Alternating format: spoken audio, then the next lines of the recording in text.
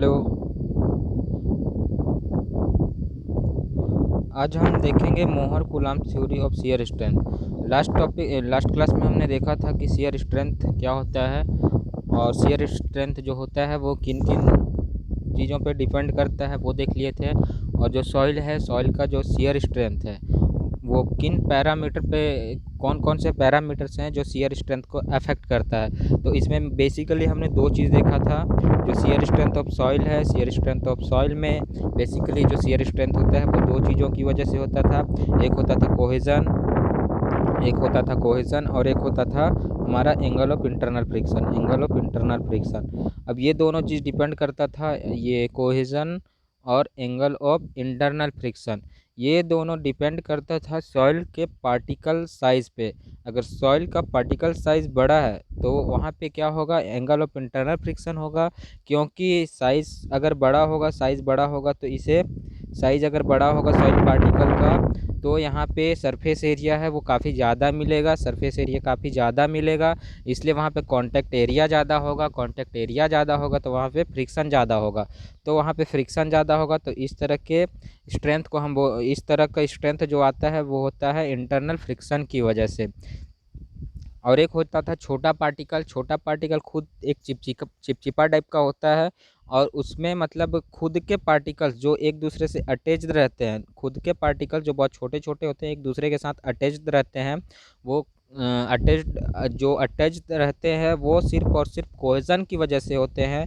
और ये पाया जाता है क्ले टाइप में। तो इस तरह के शियर स्ट्रेंथ को बोलते हैं कोहेजन की वजह से शियर स्ट्रेंथ, और ये पाया जाता है हमारा क्ले में। और जो एंगल ऑफ इंटरनल फ्रिक्शन की वजह से जो शियर स्ट्रेंथ मिलता है वो हमें मिलता है सैंड में जिसके पार्टिकल साइज थोड़े बड़े होते हैं। अब हम देखते हैं कि Mohr Coulomb theory of shear strength, Mohr Coulomb theory of shear strength, इसने इसे एक ग्राफ के थ्रू समझाया है जिसमें इसने बताया है कि जो एक ग्राफ हम देखते हैं, एक ग्राफ इसने बताया है कि इस डायरेक्शन में हमारा जो वाई एक्सिस है, वाई एक्सिस में हमारा शियर स्ट्रेंथ है और एक्स एक्सिस में हमारा इफेक्टिव स्ट्रेस है, हमारा जो नॉर्मल स्ट्रेस एक्स एक्सिस में नॉर्मल स्ट्रेस बढ़ रहा है और एक्स एक्सिस में हम देख रहे हैं कि हमारा जो शियर स्ट्रेंथ है वो नॉर्मल स्ट्रेंथ पे किस तरह से डिपेंड करता है। तो इसे हम कुछ इस तरह से देख सकते हैं, इस ग्राफ के थ्रू समझें। मतलब इसने एक इक्वेशन दिया है, एक इक्वेशन को आप देखें तो एक लाइन का इक्वेशन है y equal to M X plus C. यहाँ अगर हम मैथ्स में बात करें सी तो एक कांस्टेंट होता था, यहाँ पे एक सी की बात करें, यहाँ पे अगर सी की बात करें तो यहाँ पे जो सी है वो है कोहेजन। अगर हमारा सॉइल है और उसमें किसी भी टाइप का कोहेजन है तो अगर हमारा सॉइल है उसमें कोहेजन है तो उसमें ये कांस्टेंट होगा ओवरऑल द लेंथ कोहेजन, जो कि एक कांस्टेंट प्रॉपर्टी होती है। और जो एंगल ऑफ इंटरनल फ्रिक्शन है वो डिपेंड कर रहा है हमारा इफेक्टिव स्ट्रेस पे। और इफेक्टिव स्ट्रेस पे हम देखें, अगर इफेक्टिव स्ट्रेस की बात करें तो इफेक्टिव स्ट्रेस क्या होता है कि जैसे जैसे हम सॉइल पार्टिकल्स में अगर नीचे आते हैं तो उसका वेट बढ़ता है, वेट बढ़ने की वजह से वहाँ पे स्ट्रेसेस बढ़ जाते हैं। तो यहाँ पे हम कह सकते हैं, इस ग्राफ को हम देख के ये कह सकते हैं कि जो हमारा शियर स्ट्रेंथ है वो एक कांस्टेंट कोहेजन पे डिपेंड कर रहा है और एंगल ऑफ इंटरनल फ्रिक्शन पे। और ये जो एंगल ऑफ इंटरनल फ्रिक्शन है ये कैसे आएगा, आपने लास्ट ये 12th में देखा होगा कि जो हमारा म्यू होता है, म्यू को अगर हम यूज़ करें तो हमेशा ये म्यू जो होता है म्यू एन के टर्म्स में यूज़ होता है। जो हमारा फ्रिक्शन होता है वो म्यू एन के टर्म्स में यूज़ होता है। यहाँ पे जो एन होता था वो होता था नॉर्मल, यहाँ पे एन होता था वो होता था हमारा नॉर्मल। मतलब कि कुछ इस तरह से आता था। अगर आपको हम देखें ऐसा कुछ, अगर मैकेनिक्स देखें फ्रिक्शन की, अगर हम मैकेनिक्स देखें तो यहाँ पे अगर कोई लोड आ रहा है, यहाँ पे कोई लोड आ रहा है और इस डायरेक्शन में कोई फ्रिक्शन म्यू है, तो यहाँ पे कोई फ्रिक्शन म्यू है, तो यहाँ पे जो फ्रिक्शन फोर्स लगेगा, यहाँ पे जो फ्रिक्शन फोर्स लगेगा उसकी वैल्यू होती थी म्यू एन, और ये एन क्या होता था, एन यहाँ पे जो नॉर्मल आता था वो एन है। तो यहाँ पे जो नॉर्मल फोर्सेस है, यहाँ पे जो नॉर्मल फोर्सेस है, यहाँ पे जो नॉर्मल फोर्सेस है वो है इसका वेट, इसका वेट।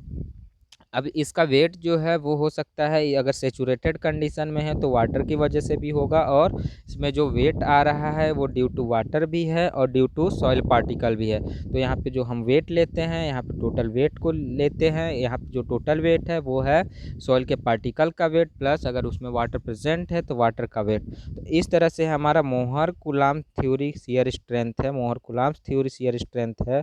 तो मोहर कुलाम्ब थ्योरी शियर स्ट्रेंथ में इस इक्वेशन को अगर हम ग्राफ के रूप में देखें तो इस तरह से हमें एक ग्राफ मिलता है, इस तरह से ग्राफ मिलता है।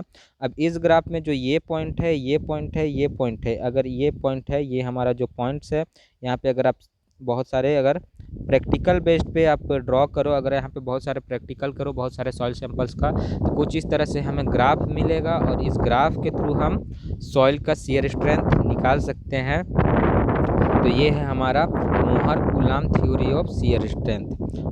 अब जो शियर स्ट्रेंथ है, शियर स्ट्रेंथ को हम दो कंडीशन में फाइंड आउट करते हैं, दो कंडीशन में फाइंड आउट करते हैं, और वो जो दो कंडीशन है वो है, एक है ड्रेन्ड कंडीशन और एक है अनड्रेन्ड कंडीशन, एक है ड्रेन कंडीशन और एक है अनड्रेन कंडीशन। अब ड्रेन कंडीशन कहने का मतलब ये है कि अगर हम इस सॉइल की, अगर हमारे पास कोई सॉइल है, अब सॉइल है, कोई भी सॉइल सैंपल है, अगर इस सॉइल सैंपल में कहीं पे वाटर प्रेजेंट है, थोड़ा बहुत वाटर प्रेजेंट है, तो अगर हमारे सॉइल में वाटर प्रेजेंट है तो ड्रेन कंडीशन में क्या करेंगे, ड्रेन कंडीशन में सबसे पहले इसका स्टेटमेंट देख लेते हैं कि ड्रेन कंडीशन होता क्या है। दो कंडीशन है, एक शियर स्ट्रेंथ के लिए दो कंडीशन देखना है हमें, एक है अनड्रेन्ड कंडीशन और एक है ड्रेन्ड कंडीशन। अब ड्रेन्ड कंडीशन, अनड्रेन्ड कंडीशन है, अनड्रेन्ड कंडीशन, इसके लिए स्टेटमेंट देखते हैं कि स्टेटमेंट क्या बोलता है, फिर हम आगे इसको समझते हैं। Undrained condition, it mean during the loading pore pressure will develop and pore water will not be allowed to dissipate. The shear resistance is jointly due to pore water and solid। the मतलब ये बोल रहा है यहाँ पे कि अगर हम यहाँ पे लोडिंग लगाते हैं, यहाँ पे अगर हम लोडिंग लगाएं सॉइल पार्टिकल्स में, यहाँ पे जो सॉइल पार्टिकल्स में लोडिंग लगाएं तो शियर स्ट्रेंथ क्या होता है, शियर स्ट्रेंथ होता है इसको शियर में फेल होने ना दे या फिर इसको डिफॉर्म होने से बचाए। तो डिफॉर्म होने से बचाए या फिर इसको डिफॉर्म होने से बचाए या फिर इसको शियर में फेल होने से बचाए, इसको हम बोलते हैं शियर स्ट्रेंथ। और वो होता है कोहेजन और एंगल ऑफ इंटरनल फ्रिक्शन पे, और जो एंगल ऑफ इंटरनल फ्रिक्शन है वो डिपेंड करता था ये डिपेंड करता था इसके नॉर्मल पे, इसके नॉर्मल पे डिपेंड करता था। अब इसका जो नॉर्मल है वो दो टाइप से हम देखेंगे, एक है अनड्रेन्ड कंडीशन और एक है ड्रेन्ड कंडीशन। तो यहाँ पे हम अनड्रेन्ड कंडीशन देख रहे हैं। तो अनड्रेन्ड कंडीशन में ये बोल रहा है कि यहाँ से जो हमारा पोर वाटर प्रेशर है उसको बाहर निकलने नहीं देंगे, कोई यहाँ से जो लोड आ रहा है तो लोड की वजह से यहाँ पे कंसोलिडेशन को, मतलब कहने का मतलब ये है कि यहाँ पे हम कंसोलिडेशन अलाउ नहीं कर रहे हैं, कंसोलिडेशन अलाउ नहीं कर रहे हैं कहने का मतलब ये है कि इसमें से जो वाटर है उसको बाहर निकलने नहीं दे रहे हैं। तो बाहर निकलने नहीं दे रहे हैं तो यहाँ पे जो शियर स्ट्रेंथ होगा वो किन किन की वजह से होगा, एक तो होगा सॉइल की वजह से और दूसरा होगा पोर वाटर की वजह से, पोर वाटर की वजह से होगा। वही चीज़ यहाँ पे बोला गया है। It mean during the loading pore pressure will developed, pore pressure developed होगा, पोर प्रेशर डेवलप्ड होगा, क्यों होगा, क्योंकि हम इसमें से पोर वाटर को, इसमें के जो वाटर्स हैं उसको बाहर निकलने नहीं दे रहे हैं, तो वाटर पर को बाहर निकलने नहीं दे रहे हैं, तो इसकी वजह से इसमें स्ट्रेस जनरेट होगा, इसकी वजह से इसमें स्ट्रेस जनरेट होगा, या फिर जो इसमें जो रेजिस्टेंस होगा वो वाटर भी रजिस्ट करेगा क्योंकि इसको बाहर निकलने नहीं दे रहे हैं। The shear resistance is jointly due to, अब ये तो हम समझ गए हैं कि जो शियर स्ट्रेंथ है वो पोर वाटर प्रेशर की वजह से है और एक सॉलिड की वजह से है। अब दूसरा हम देखते हैं, अगला जो कंडीशन है यहाँ पे अगर हम इसको फार्मूला के टर्म्स में देखें, मोहर कुलाम्ब्स का जो शियर स्ट्रेंथ फार्मूला है, मोहर कुलाम्ब्स का जो शियर स्ट्रेंथ है S is equal to C plus sigma N tan phi, और यहाँ पे जो सिग्मा N है वो अनड्रेन्ड कंडीशन में देखें, अनड्रेन्ड कंडीशन में देखें तो अनड्रेन्ड कंडीशन क्या बोलता है कि पोर वाटर प्रेशर को हम बाहर निकलने नहीं देंगे, और पोर वाटर प्रेशर को अगर हम बाहर निकलने नहीं दे रहे हैं तो उसका स्ट्रेंथ को भी हम यहाँ पे उसकी वजह से स्ट्रेंथ जो भी आ रहा है उसको भी कंसिडर करेंगे। तो वही चीज़ यहाँ पे दिखाया जाएगा कि जो हमारा नॉर्मल स्ट्रेस है वो नॉर्मल स्ट्रेस है, टोटल नॉर्मल स्ट्रेस। जो यहाँ पे नॉर्मल स्ट्रेस आएगा वो टोटल नॉर्मल स्ट्रेस होगा। यही चीज़ यहाँ पे दिखाया गया है। अब आगे देखते हैं कि दूसरा जो है अनड्रेन्ड कंडीशन है, सॉरी दूसरा है अनड्रेन्ड कंडीशन देख लिए। अगला है हमारा ड्रेन कंडीशन, अगला है हमारा ड्रेन कंडीशन। ड्रेन कंडीशन में क्या था, अनड्रेन्ड कंडीशन में क्या था कि हम यहाँ पे जो वाटर था, इसमें जो हमारा सॉइल है, सॉइल में जो वाटर प्रेजेंट था उसको बाहर निकलने नहीं देते थे, वाटर का डिसिपेशन हम अलाउ नहीं करते थे अनड्रेन्ड कंडीशन में। जबकि हमारा ड्रेन कंडीशन है, ड्रेन कंडीशन है तो ड्रेन कंडीशन में हम वाटर जो बाहर जाना चाहता है उसको बाहर निकलने देंगे। उसके जो वाटर का पोर प्रेशर है, वाटर के प्रेशर को हम पोर प्रेशर कहते हैं, और इस पोर प्रेशर को हम मेज़र नहीं करेंगे। यहाँ पे पोर प्रेशर को मेज़र नहीं करेंगे। यहाँ पे जो टोटल स्ट्रेस आएगा वो सिर्फ और सिर्फ सॉइल की पार्टिकल की वजह से आएगा, सॉइल के पार्टिकल की वजह से आएगा। या फिर इसको हम कह सकते हैं कि ड्रेन कंडीशन में हम वाटर का डिसिपेशन अलाउ कर रहे हैं, तो यहाँ पे जो भी स्ट्रेंथ आएगा वो सिर्फ और सिर्फ आएगा सॉइल के सॉलिड पार्टिकल की वजह से, सॉइल के सॉलिड पार्टिकल की वजह से। इसके लिए जो स्टेटमेंट लिखा है वो स्टेटमेंट देख लेते हैं। इसके लिए जो स्टेटमेंट लिखा है वो स्टेटमेंट देख लेते हैं।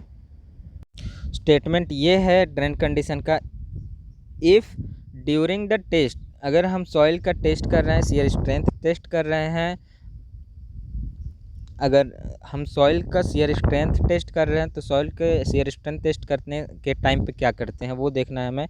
If during the test loading drainage in soil is permitted, drainage is soil is permitted मतलब कि इसमें जो भी वाटर है उसको, उसका जो ड्रेनेज है उसको, वाटर का डिस्पेशन है उसको हम अलाउ करेंगे।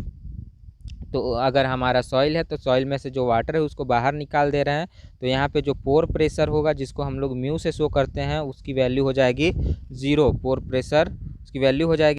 अब यहाँ पे जो पोर वाटर प्रेशर है, पोर वाटर प्रेशर अगर हम 0 कर देते हैं तो जो सॉइल है, सॉइल में जो शियर स्ट्रेंथ होगा वो सिर्फ और सिर्फ सॉलिड पार्टिकल की वजह से होगा। यहाँ पे ड्रेन कंडीशन में बात करें तो ड्रेन कंडीशन क्या बोलता है, ड्रेन कंडीशन में हम वाटर के डिसिपेशन को हम अलाउ करते हैं, वाटर के डिसिपेशन को अलाउ करते हैं तो वहाँ पे पोर वाटर प्रेशर 0 होगा, और पोर वाटर प्रेशर होगा 0 होगा तो वहाँ पे जो सॉइल है, सॉइल में जो शियर स्ट्रेंथ होगा वो सिर्फ और सिर्फ सॉलिड पार्टिकल की वजह से होगा। तो ये वह हमारा जो इक्वेशन है, इक्वेशन में जो नॉर्मल ये हमारा जो सिग्मा एन है, सिग्मा एन है, सिग्मा एन क्या होगा, यहाँ पे जो सिग्मा एन है वो हो जाएगा इफेक्टिव नॉर्मल स्ट्रेस। यहाँ पे जो सिग्मा है इफेक्टिव नॉर्मल स्ट्रेस, और इफेक्टिव नॉर्मल स्ट्रेस, इफेक्टिव का मतलब हम जानते हैं, इफेक्टिव का मतलब हम जानते हैं कि वहाँ पे जो प्रेशर मेज़र किया जाता है, इफेक्टिव में जो भी प्रेशर मेज़र किया जाता है वो सिर्फ और सिर्फ सॉलिड पार्टिकल की वजह से होता है, वो सिर्फ और सिर्फ सॉलिड पार्टिकल की वजह से होता है। अब इसके लिए हम स्टेटमेंट लिखा है वो पढ़ लेते हैं। If during the test loading drainage in the soil is permitted, अब हम सॉइल में ड्रेनेज को परमिट कर रहे हैं तो इसका मतलब पोर प्रेशर 0 हो जाएगा, वही लिखा है यहाँ पे। Then the shear strength of soil is resistant of only soil solid, मतलब जो हमारा यहाँ पे दो ही पॉसिबल केसेस हैं, या तो सॉइल में वाटर प्रेजेंट होगा या तो सॉइल में वाटर प्रेजेंट नहीं होगा, या फिर सॉइल में जो हम शियर स्ट्रेंथ देख रहे हैं उसमें प्रेजेंट वाटर की वजह से हो सकता है या तो नहीं हो सकता है। अगर हम उसमें वाटर प्रेजेंट है, हमारे सॉइल सैंपल में वाटर प्रेजेंट है, तो वाटर प्रेजेंट है तो उसका डेसिपेशन हम अलाउ कर रहे हैं, उसका ड्रेनेज हम अलाउ कर रहे हैं, तो वहाँ पे जो स्ट्रेस, वहाँ पे जो स्ट्रेंथ आएगा सॉइल में वो सिर्फ और सिर्फ उसमें प्रेजेंट सॉलिड की वजह से आएगा। वही चीज़ यहाँ पे लिखा हुआ है इफेक्टिव। अब हम आगे देखते हैं, अब हम आगे देखते हैं कि जो इसका टेस्ट है वो तो देख लिए कि दो कंडीशन होगा, या तो ड्रेन्ड कंडीशन होगा या तो अनड्रेन्ड कंडीशन होता है। अब इसके लिए शियर स्ट्रेंथ टेस्ट देखते हैं। शियर स्ट्रेंथ टेस्ट क्या होता है, पहला होता है unconsolidated undrained test, unconsolidated under drain test, इसको हम यूयू टेस्ट भी बोलते हैं और इसको हम बोलते हैं क्विक टेस्ट भी बोलते हैं, इसको हम क्विक टेस्ट भी बोलते हैं और इसको बोलते हैं यूयू टेस्ट बोलते हैं। यूयू टेस्ट मतलब अनकंसोलिडेटेड अनड्रेन्ड टेस्ट। तो यहाँ नाम से हमें ये पता चल रहा है, यहाँ पे अगर हम नाम देखें तो नाम से ये पता चल रहा है कि हम कंसोलिडेशन होने नहीं दे रहे हैं, कंसोलिडेशन होने नहीं दे रहे हैं, कंसोलिडेशन होने नहीं दे रहे हैं, और ड्रेनेज को भी हम रोक रहे हैं, ड्रेनेज को भी हम रोक रहे हैं, ड्रेनेज को भी हम रोक रहे हैं। तो कंसोलिडेट भी नहीं हो रहा है और ड्रेनेज भी नहीं हो रहा है। तो यहाँ पे जो प्रेशर होगा, यहाँ पे जो पोर प्रेशर होगा, यहाँ पे पोर प्रेशर, यहाँ पे जो शियर स्ट्रेंथ होगा सॉइल का, ड्रेनेज को अलाउ नहीं कर रहे हैं, ड्रेनेज को अलाउ नहीं कर रहे हैं, तो जो पोर प्रेशर होगा वो यहाँ पे सॉइल का जो शियर स्ट्रेंथ होगा, सॉइल का जो शियर स्ट्रेंथ है वो किसकी वजह से होगा, वो होगा वाटर की वजह से भी होगा और सॉइल के सॉलिड पार्टिकल की वजह से भी होगा। और क्विक टेस्ट इसलिए बोला जाता है, क्विक टेस्ट इसलिए बोला जाता है कि यहाँ पे हम कंसोलिडेशन को अलाउ नहीं कर रहे हैं, और कंसोलिडेशन को अलाउ नहीं कर रहे हैं तो वहाँ पे हमारा टाइम कम लगेगा, डायरेक्ट हमारा शियर फेलियर आ जाएगा। इसका आगे हम देखते हैं, इसका जो प्रोसीजर है वो देखेंगे। क्यू टेस्ट मतलब कि क्विक टेस्ट कहा जाता है। क्विक टेस्ट इसलिए कहा जाता है कि यहाँ पे हम कंसोलिडेशन नहीं कर रहे हैं, कंसोलिडेशन में काफ़ी ज़्यादा समय लगता है, तो कंसोलिडेशन नहीं कर रहे हैं, तो कंसोलिडेशन नहीं कर रहे हैं, इसलिए इसको क्विक टेस्ट भी कहा जाता है। अब इसके बारे में हम देख लेते हैं। It is a quick test complete in 5 to 7 minute, बहुत जल्दी हो जा रहा है इसलिए इसको हम लोग क्विक टेस्ट बोलते हैं। In this test during first stage confining stage बोलते हैं जिसको, इसको 2 स्टेज में किया जाता है। इसका प्रैक्टिकल भी है, इसका प्रैक्टिकल में भी हम देखेंगे इसको कि कैसे होता है। तो इसमें 2 स्टेज में होता है, एक फर्स्ट स्टेज होता है कन्फाइनिंग स्टेज। कन्फाइनिंग स्टेज का मतलब होता है कि जब हम सॉइल का शियर पैरामीटर निकालते हैं, तो ये जो अनकंसोलिडेशन अनड्रेन्ड टेस्ट है, इसको हम बोलते हैं कि हमारा जो सॉइल है उसमें फील्ड कंडीशन लगा दे रहे हैं। फील्ड कंडीशन लगा दे रहे हैं मतलब कि इधर से जो सॉइल्स का प्रेशर आने वाला है, ये जो हम सॉइल का सैंपल लेके आते हैं, सॉइल के सैंपल में ऊपर से प्रेशर लगाते हैं, अब देखते हैं कि ये किस प्रेशर में टूट रहा है, वही चीज़ हमें निकालना होता है। तो इस प्रेशर यहाँ पे देखो, जब टेस्ट कर रहे हैं तो हम वर्टिकल स्ट्रेस लगा रहे हैं। तो जब हम अनकंसोलिडेशन अनड्रेन्ड टेस्ट करते हैं तो यहाँ पे एक और प्रोसीजर है, इसको ट्राइएक्सियल टेस्ट बोलते हैं, उसको हम देखेंगे। कन्फाइनिंग स्टेज का मतलब देखते हैं। कन्फाइनिंग स्टेज का मतलब होता है कि हम यहाँ पे फील्ड कंडीशन लगा दे रहे हैं। फील्ड कंडीशन मतलब फील्ड सिचुएशन लगा देते हैं, मतलब कि जो साइड से प्रेशर आना है, जो साइड से प्रेशर आना है, अगर सॉइल है, ये हमारा ग्राउंड है, ग्राउंड लेवल के, यहाँ से अगर हम सॉइल लेके जा रहे हैं, यहाँ से सॉइल सैंपल लेके जा रहे हैं, तो इधर से जो सॉइल में प्रेशर लग रहा होता है फील्ड में, ऑन द फील्ड, यहाँ पे इधर से प्रेशर लग रहा है जो साइड से, उस प्रेशर को हम यहाँ पे डेवलप्ड करते हैं। उस प्रेशर को हम डेवलप्ड करते हैं बाय वाटर। इधर से हम वाटर के थ्रू प्रेशर लगाते हैं और ऊपर से हम लोडिंग लगाते हैं और देखते हैं कि हमारा जो सॉइल है वो कौन से स्ट्रेस में फेल हो रहा है। तो सबसे पहले देखते हैं कि कन्फाइनिंग जो हमारा 2 स्टेज में होता है। पहला होता है कन्फाइनिंग स्टेज, और कन्फाइनिंग स्टेज में क्या होता है कि ये जो हम पोर प्रेशर लगा रहे हैं साइड से, हम पोर प्रेशर लगा रहे हैं साइड से, उसको बोला जाता है कन्फाइनिंग स्टेज। इसको बोला जाता है कन्फाइनिंग स्टेज, इसको बोला जाता है कन्फाइनिंग स्टेज। अब देखते हैं कि this test during first stage, मतलब कन्फाइनिंग स्टेज मतलब वही सॉइल सैंपल लिए, सॉइल सैंपल में साइड से वाटर का प्रेशर लगाया जा रहा है। सॉइल रिमेन अनकंसोलिडेटेड अंडरएंड, कहने का मतलब है कि यहाँ पे हम ऊपर से अगर लोड लगाते हैं, तो सॉइल में जो वाटर पहले से प्रेजेंट है, उसका ड्रेनेज हम रोकते हैं तो अनड्रेन्ड हो गया, और ड्रेन होने नहीं दे रहे हैं तो जाहिर सा बात है कि वहाँ पे कंसोलिडेशन को हम लोग रोक रहे हैं। जहाँ पे ड्रेनेज नहीं है तो सॉइल में से वाटर को निकलने नहीं दे रहे हैं, और सॉइल में से वाटर को निकलने नहीं दे रहे हैं मतलब कंसोलिडेशन होने नहीं दे रहे हैं। कंसोलिडेशन का मतलब ही होता है कि वाटर जो है सॉइल में जो प्रेजेंट वाटर है उसका बाहर निकलना, सॉइल में जो प्रेजेंट वाटर है उसका बाहर निकलना, यही चीज़ तो है कंसोलिडेशन। तो ड्रेनेज मतलब कि अगर हम लोग वाटर को बाहर निकलने नहीं दे रहे हैं मतलब ड्रेनेज को रोक रहे हैं, मतलब कंसोलिडेशन को रोक रहे हैं। सॉइल रिमेन अनकंसोलिडेटेड ड्यूरिंग, अब देखते हैं कि पहले स्टेज में तो सॉइल अनकंसोलिडेटेड है और अनड्रेन है। ड्यूरिंग सेकेंड स्टेज, इसको बोलते हैं शियर स्टेज, सेकेंड स्टेज को बोलते हैं शियर स्टेज। और सेकेंड स्टेज में क्या बोलते हैं, अब आगे देखते हैं। ड्यूरिंग सेकेंड स्टेज मतलब शियर स्टेज वो बोलते हैं इसको। Again soil remain undrained, second stage में भी सॉइल को अनड्रेन रखते हैं, उसमें से वाटर जो ड्रेनेज है उसको रोकते हैं, क्योंकि 5-7 मिनट में हो जा रहा है, 5-7 मिनट में हो जा रहा है, मतलब बहुत ज़्यादा लेट तक नहीं कर रहे हैं, मतलब पोर वाटर प्रेशर को मेज़र नहीं कर रहे हैं, तो फटाफट काम हो रहा है हमारा।